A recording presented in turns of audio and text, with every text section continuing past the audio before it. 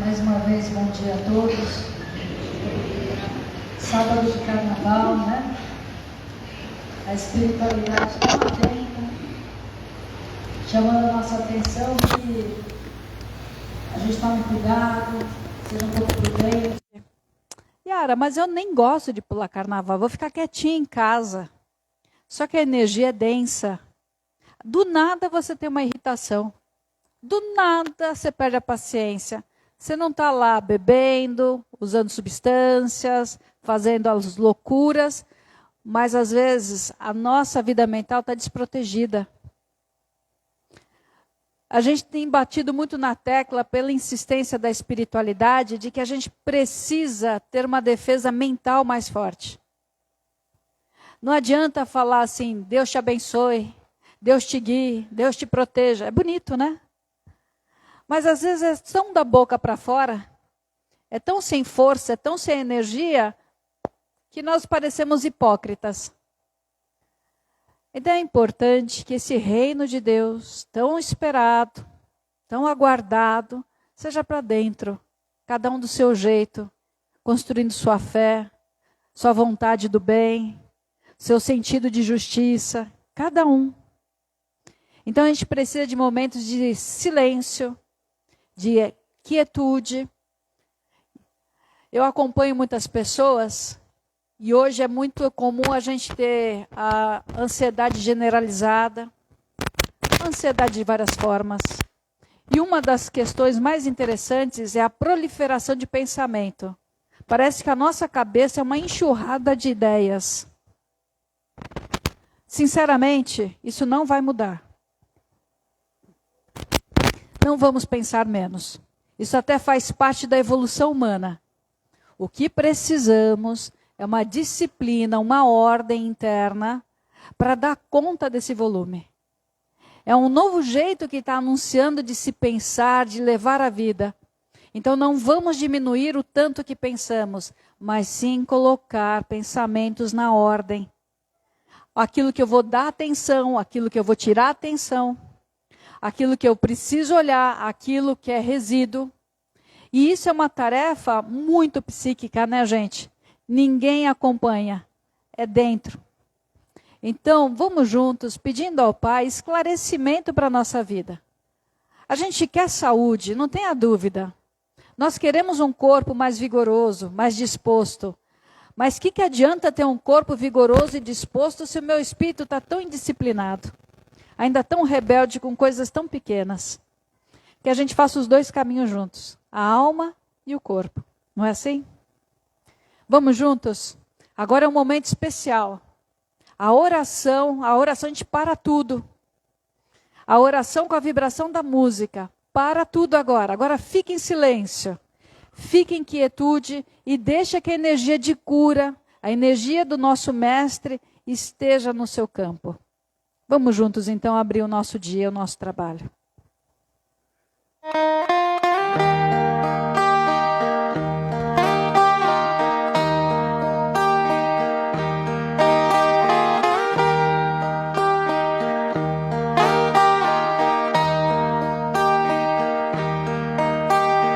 Pai nosso que estás no céu, santificado seja o teu nome. Venha a nós o teu reino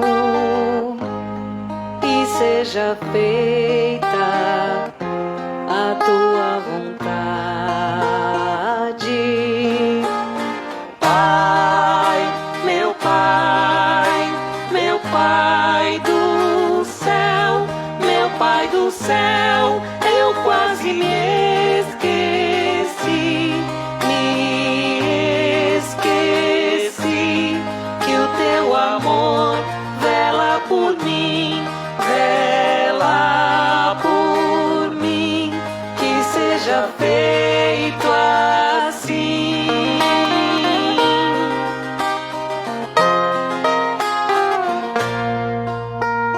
O alimento desse dia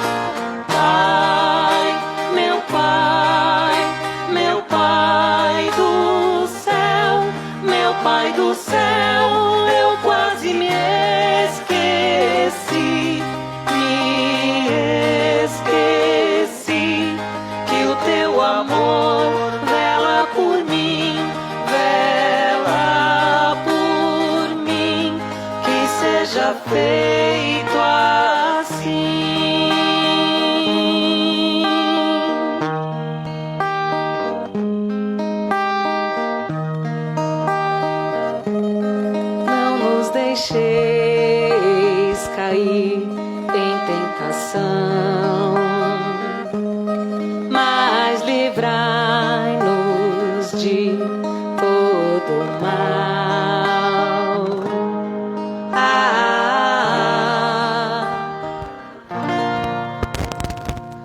Ah,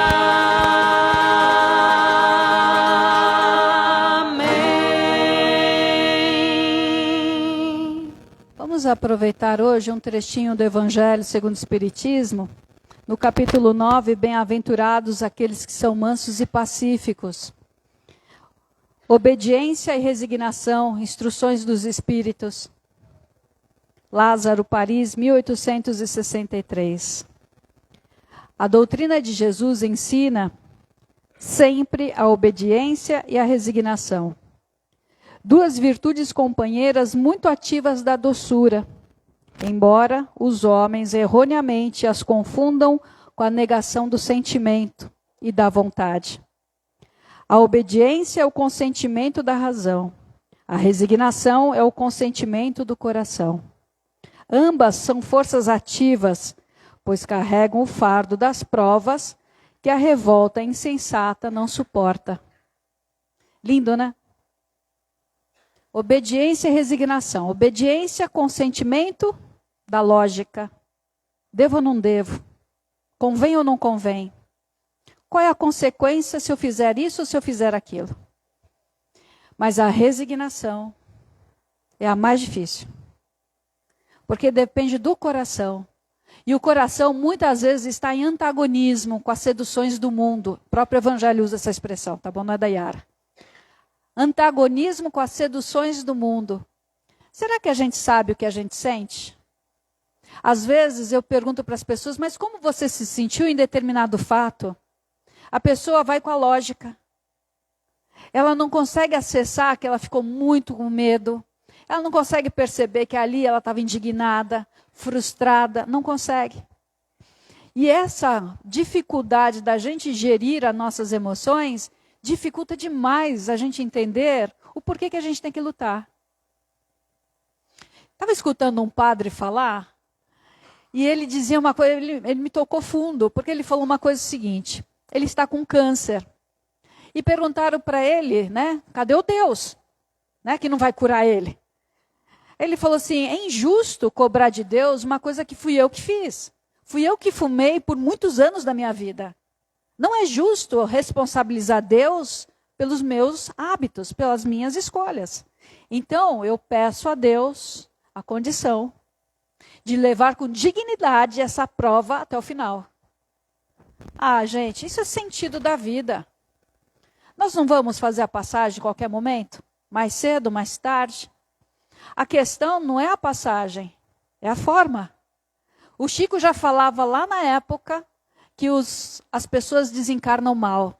Os próprios espíritas, não é por aqui é melhor ou pior, hein, pelo amor de Deus. Espírita porque sabe da reencarnação, sabe da vida além da morte. Que a gente está fazendo esse processo muito mal. Então por quê? No livro Obreiros de Vida Eterna, André Luiz, ele fala assim, esse velho orgulho, esse velho companheiro da humanidade, tem feito cárceres tenebrosos. Enquanto a gente não trabalhar o nosso comportamento e ver aquelas pequenas mazelas, pequenos traços, não são grandes morbidades não, são pequenas picuinhas. Por exemplo, estava falando esses dias do nosso egoísmo na vida comum, na vida diária. Né? Imagina uma pessoa, um senhor, muito acostumado a ser servido pela esposa. Ele está muito acostumado a achar que a esposa tem que parar tudo e ver o que ele precisa, desde um copo d'água até outras coisinhas. Numa mesa de refeição, ele não está preocupado se o filho comeu, se a esposa comeu, ele come tudo. Entende que é pequeno? Parece até mesquinho falar, mas o problema da humanidade se pega nas pequenas coisas, nos pequenos detalhes. Eu não sou capaz de pensar no outro. Eu primeiro quero satisfazer os meus impulsos, os meus desejos, para depois o outro. O que sobrar vai para o outro. Está errado. Não é assim? A gente precisa sair daquele lugar cristalizado de achar que a vida tem que estar sempre nos servindo. Nós deprimimos muito por causa de um traço do nosso caráter, que é a prepotência. Vocês me desculpem, eu acho que todos nós temos condições totais de deprimir, tá bom? Todos nós somos passíveis disso. Não é crítica, é observação. Mas existe um traço mórbido no nosso caráter, que é achar que tudo tem que ser do nosso jeito e a vida tem que nos obedecer. Ah, gente, história da carochinha, né? Você vê que uma pessoa, quando tem um acesso de raiva, de fúria, ela fica tão tomada que ela quebra tudo. O próprio Evangelho fala que se a gente tivesse um pouco de calma e bom senso, a gente teria vergonha daquilo que a gente está fazendo. Então, gente, por favor, o Evangelho é universal. O Evangelho não é espírita, não é católico, não é evangélico. O Evangelho é a passagem do Mestre na Terra para todos nós. Assim como os nossos irmãos de uma linhagem oriental, também tem Cristos que vêm falar a verdade. Mas o que adianta eu falar disso e não viver? O que adianta eu falar da fé, da bondade, da caridade, se eu não consigo o mínimo? Então, gente, o chamado está no ar. E a própria doença é um chamado. A doença não é punição, hein? A doença é um chamado para falar, Yara, você está fora da rota, hein? Volta para o sentido. Porque não tem caminho mais interessante do que a dor para deixar a gente amolecido, mais influenciável pela espiritualidade amiga, para colocar a gente de novo no caminho da verdade. Eu sou a verdade, o caminho é a vida. Ninguém vai ao Pai senão por mim. Vamos estudar. Tira um pouquinho do seu tempo para ler alguma coisa boa. Tira um pouco do tempo para conversar sobre coisas boas. Higieniza a sua cabeça. Não deixa que o medo seja o condutor. Não deixa que a raiva seja sempre o seu conselheiro. Não permita. Porque a revolta insensata não aguenta as provas para a gente se libertar. Então, quem não tem obediência sobre as regras e não tem resignação, não vai suportar, vai sucumbir. Por isso, tanta vontade de desistir. Tantas pessoas dizendo que quer que acabe tudo, não aguento mais viver. Será que a gente não aguenta mais viver?